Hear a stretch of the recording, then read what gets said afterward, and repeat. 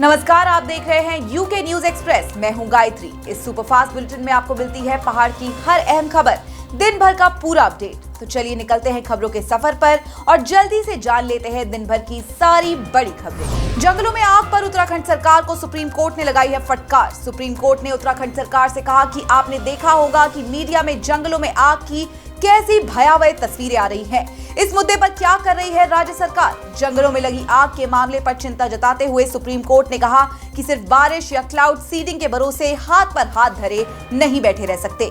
सरकार को कारगर रूप से कुछ करना होगा। सरकार के वकील ने कहा कि 350 से अधिक आपराधिक मामले दर्ज किए गए हैं, जिनमें से 62 लोगों को नामजद किया गया है। सरकार की ओर से कहा गया है कि वन्यजीव क्षेत्र के महज 0.1% हिस्से में आग लगी है। यह भी कहा है कि नवंबर 2023 से जंगल में आग लगने की 398 घटनाएं हुई हैं और सभी के पीछे मानवीय भूमिका है। इस पर याचिकाकर्ता के वकील ने कहा कि सरकार जितने आराम से ब्यौरा दे रही है, हालात उससे ज्यादा गंभीर है। कोर्ट ने कहा कि इस मामले में हमें देखना होगा कि केंद्रीय उच्चाधिकार समिति को कैसे शामिल किया जा सकता है। कोर्ट अब 15 मई को अगली सुनवाई करेगा। उत्तराखंड में जंगलों में लगी आग बढ़ती चली जा रही है। बीते 24 घंटे में अलग अलग हिस्सों से जंगलों में आग की 68 नई घटनाएं सामने आई हैं। इसमें और 120 हेक्टेयर जंगल जलकर खाक हो गया, लेकिन सरकार अलग ही दावा कर रही है। सीएम धामी का दावा है कि आग की घटनाएं कम हो रही है और आग पर काबू पाया जा रहा है। वन अग्नि लगातार कंट्रोल हो रही है और पिछले 2-3 दिनों में काफी अंतर आ गया है। कल भी 1/3 थी और आज 1/3 से भी कम हो गई है, तो जल्दी ये कंट्रोल हो जाएगी। जंगल की आग से हालातों को देखते हुए सीएम धामी ने चुनाव प्रचार समेत अपने सभी पूर्व निर्धारित कार्यक्रम स्थगित कर दिए हैं।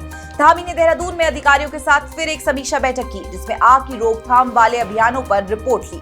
इसके बाद सीएम रुद्रप्रयाग में ग्राउंड जीरो पर पहुंचे, जहां आग के हालातों का जायजा लिया। खुद भी जंगल में बिखरी हुई पिरूल की पत्तियों को इकट्ठा करने उतर पड़े धामी। धामी के मुताबिक पिरूल की सूखी पत्तियां वनाग्नि की सबसे बड़ी वजह मानी जाती है।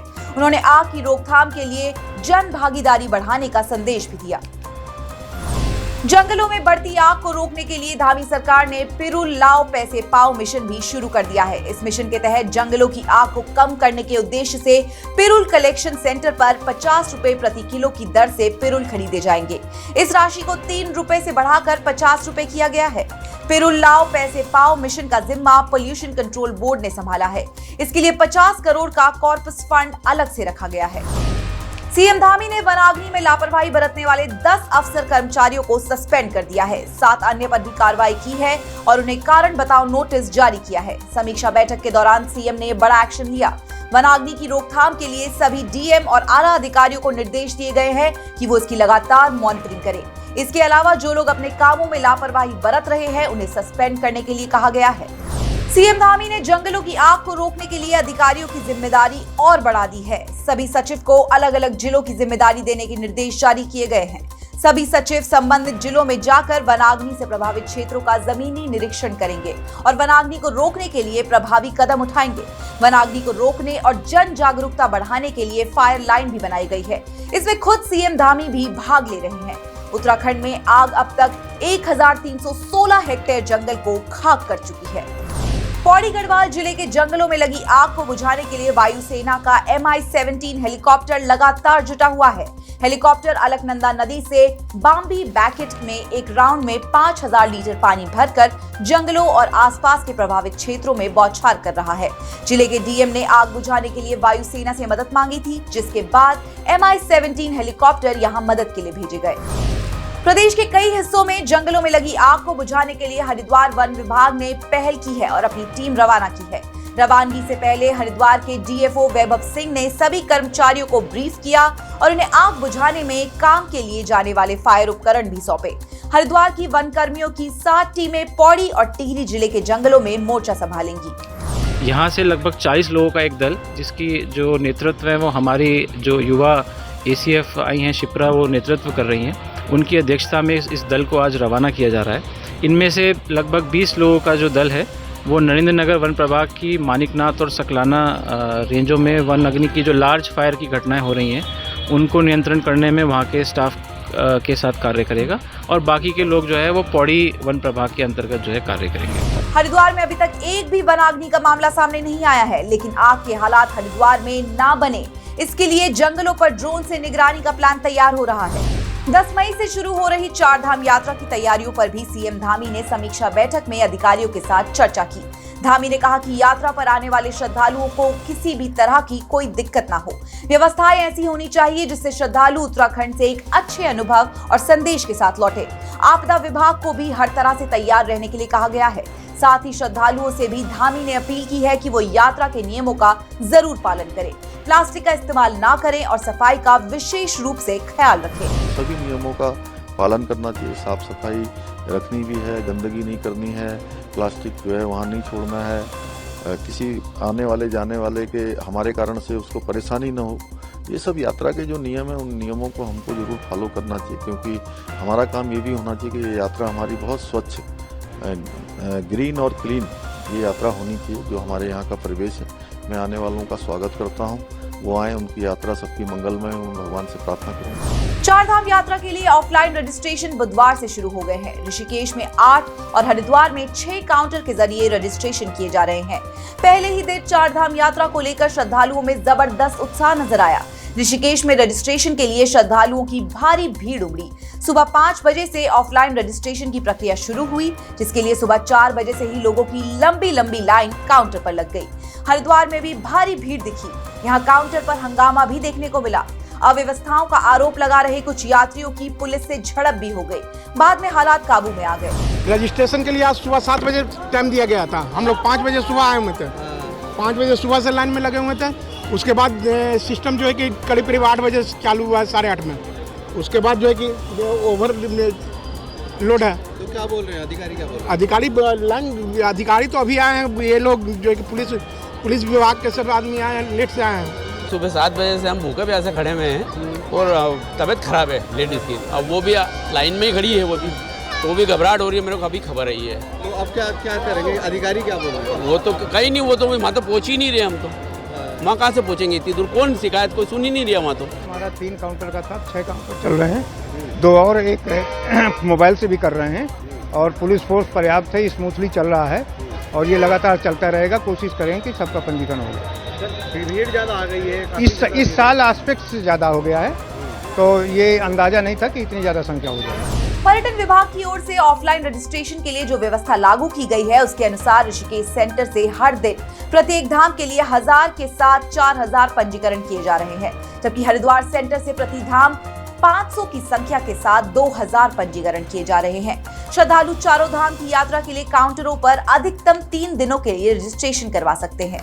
भगवान केदारनाथ की पंचमुखी डोली बुधवार सुबह 7:45 बजे विधि विधान के साथ फाटा से तीसरे और अंतिम पड़ाव गौरामाई मंदिर गौरीकुंड के लिए रवाना हुई। फाटा से डोली के रवाना होते समय जगह जगह श्रद्धालुओं ने बाबा केदार का जय घोष कर पुष्प वर्षा की। गौरीकुंड से बाबा केदार की चल उत्सव विग्रह डोली अब सीधे अपने धाम पहुंचेगी। 10 मई को केदारनाथ धाम के साथ ही गंगोत्री और यमुनोत्री धाम के कपाट खुल जाएंगे और चारधाम यात्रा शुरू हो जाएगी, जबकि 12 मई को बद्रीनाथ धाम के कपाट खुलेंगे।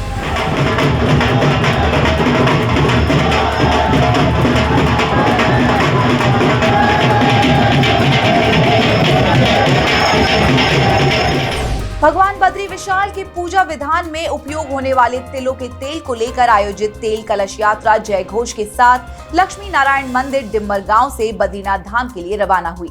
इससे पहले डिम्मर स्थित लक्ष्मी नारायण मंदिर में पूजा अर्चना कर श्रद्धालुओं ने कलश के दर्शन किए और यात्रा कर्णप्रयाग पहुंची।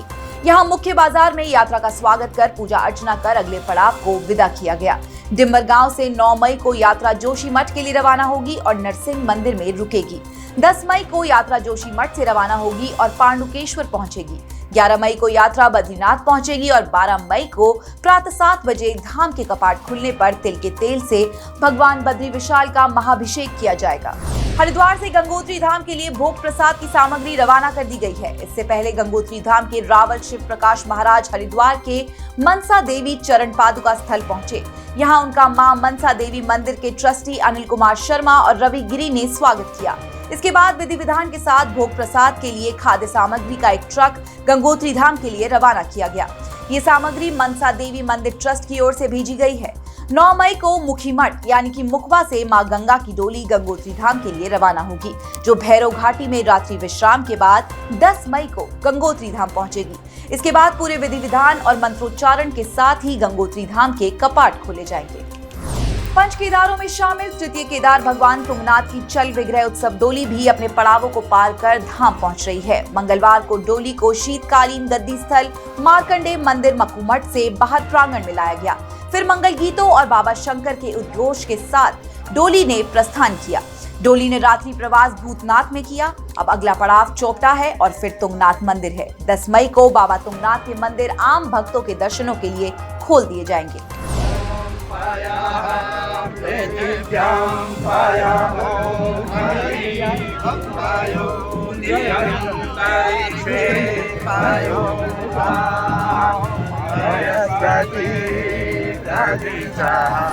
मसूरी में परिवहन विभाग ने ट्रैफिक नियमों का उल्लंघन करने और रैश ड्राइविंग के खिलाफ बड़ा एक्शन लिया। 2 दिनों में 79 चालान काटे गए, 6 स्कूटियां भी सीज की गई। उत्तराखंड में 4 धाम यात्रा के साथ पर्यटन सीजन शुरू होने वाला है, इसलिए परिवहन विभाग भी अलर्ट मोड पर है। मसूरी और आसपास के क्षेत्र में रैश ड्राइविंग और यातायात नियमों का उल्लंघन करने वालों के खिलाफ लगातार कार्रवाई की जा रही है। उत्तराखंड के कई हिस्सों में गर्मियां आते ही जल संकट गहराने लगता है। झीलों की नगरी नैनीताल भी इसमें शामिल है। नैनी और भीमताल झीलें लगातार सूख रही हैं, जिससे गर्मियों में जल संकट बढ़ता जा रहा है। ताजा जानकारी के मुताबिक हल्द्वानी में सिंचाई विभाग के 3 नलकूप खराब पड़े हैं, जिससे हल्द्वानी और आसपास के कई इलाके बूंद बूंद पानी के लिए तरस रहे हैं। पानी की किल्लत से परेशान लोगों ने सरकार के खिलाफ विरोध प्रदर्शन भी किया। वहीं जल संकट को लेकर सीएम धामी ने आला अधिकारियों के साथ बैठक की और दावा किया कि जल संकट जल्द ही दूर कर दिया जाएगा। हल्द्वानी में पेयजल संकट को जल्द दूर करने का जल संस्थान के अधिकारियों ने भी भरोसा दिलाया है। अधिकारियों के मुताबिक गौला नदी से शहर में पानी की सप्लाई शुरू कर दी गई है। गौला नदी में अभी करीब 80 क्यूसेक पानी उपलब्ध है, जहां फिल्टर प्लांट के जरिए शहर की डिमांड के अनुसार 35 क्यूसेक पेयजल सप्लाई किया जा रहा है। इसके अलावा जिन क्षेत्रों में ट्यूबवेल खराब होने की शिकायत आ रही है, उन क्षेत्रों में ट्यूबवेल ठीक होने तक वैकल्पिक तौर पर टैंकरों के माध्यम से पेयजल उपलब्ध कराया जा रहा है। शहर की मांग के अनुसार जो है, हमारे फिल्टर प्लांटों की मांग के अनुसार पूर्ण पेयजल प्राप्त हो रहा है। जैसा कि आप मेरे पीछे देख भी रहे हैं कि कहीं पानी की कोई कमी नहीं है। और थोड़ी सी अगर दिक्कत आती है तो इस टाइम ट्यूबवेल की दिक्कत आती है, क्योंकि भूमिगत जो जल स्रोतों का स्तर है वो गिर रहा है, जिसके कारण से ट्यूबवेल फूकने की घटनाएं बढ़ रही हैं। और जो क्षेत्र हमारे ट्यूबवेल से आच्छादित हैं, उन्हीं क्षेत्रों में पेयजल का संकट हो रहा है, नहीं तो नगर के अंदर इस तरह का पेयजल का संकट नहीं है। मुख्य निर्वाचन अधिकारी बीवीआरसी पुरुषोत्तम ने नई टिहरी की आईटीआई भवन पहुंचकर ईवीएम स्ट्रांग रूम का निरीक्षण किया। यहां पहुंचकर लॉग बुक चेक की और सीसीटीवी कैमरों के साथ उनका डिस्प्ले चेक किया। मुख्य निर्वाचन अधिकारी ने विधानसभा के हिसाब से बने स्ट्रांग रूम और मतगणना केंद्रों का भी जायजा लिया। प्रदेश में 19 अप्रैल को पहले चरण के तहत 5 लोकसभा सीटों पर वोटिंग हुई थी। वोटिंग के बाद ईवीएम को स्ट्रांग रूमों में पहुंचाया गया था। 4 जून को मतगणना के लिए ईवीएम को बाहर निकाला जाएगा और उसी दिन देश भर में हुए चुनावों के नतीजे आएंगे। धर्मनगरी हरिद्वार में इन दिनों चोरों के हौसले बुलंद है। शहर के मुख्य बाजारों में भी चोरी की वारदातें बढ़ती जा रही हैं। अब चोरों ने हरिद्वार का दिल कहे जाने वाले रानीपुर मोड़ इलाके में वारदात को अंजाम दिया। प्रेमनगर आश्रम के सामने स्थित आवास विकास कॉलोनी में चोरों ने देर रात मोबाइल की दुकान का शटर तोड़ा और मोबाइल फोन के साथ कैश ले उड़े। पूरी वारदात सीसीटीवी में कैद हुई है। पुलिस इसकी फुटेज के आधार पर चोरों की तलाश कर रही है। देहरादून में बड़ा हादसा होते होते टल गया। शहर के क्लेमेंट टाउन थाना क्षेत्र में पटाखों के एक गोदाम में अचानक आग लग गई। सूचना मिलते ही फायर ब्रिगेड के साथ दून पुलिस की टीम मौके पर पहुंच गई और आग पर काबू पाया गया। पटाखों के गोदाम में लगी आग अगर समय रहते ना बुझाई जाती तो बड़ी अनहोनी हो सकती थी। तो इस बुलेटिन में हमने आपको दी उत्तराखंड की कई अहम और जरूरी खबरें। फिलहाल के लिए इतना ही। उत्तराखंड की ऐसी ही अहम खबरों से हम आपको रोज रूबरू करवाते रहेंगे। आप जुड़े रहिएगा श्रेष्ठ उत्तराखंड के साथ।